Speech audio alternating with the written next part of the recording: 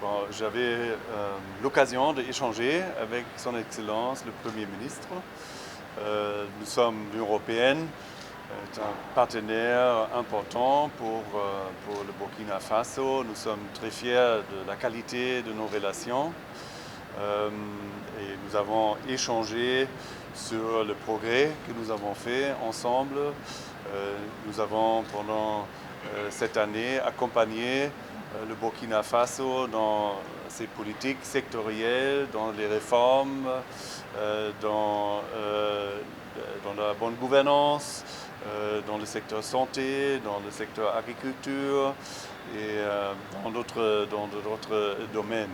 Et nous avons constaté un progrès quand même considérable et nous avons pu décaisser récemment 91 millions d'euros appui budgétaire grâce au progrès qui était fait dans les secteurs que je viens de nommer. Nous avons évidemment aussi parlé de la situation sécuritaire qui reste une préoccupation majeure et nous avons aussi échangé sur nos engagements, notre engagement au soutien du gouvernement dans ses efforts de confronter cette menace. Et là, nous avons aussi constaté un progrès dans notre coopération.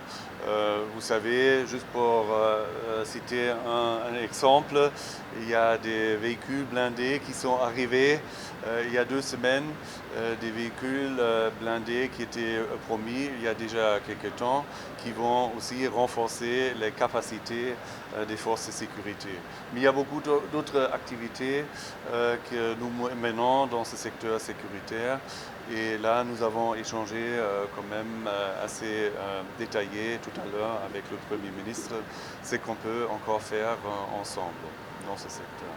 Nous avons mené beaucoup d'autres programmes. Je ne vais pas vous donner maintenant tous les détails, mais aussi dans notre appui budgétaire que je viens de mentionner, il y a aussi des indicateurs liés à la sécurité.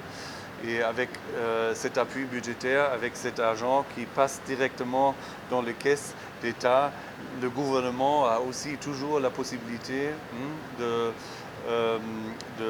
mettre cet argent à disposition des forces de sécurité, soit défense, soit sécurité interne. Vous savez, il y a cette initiative de G7, P3S, Partenariat pour la stabilité et la sécurité au Sahel.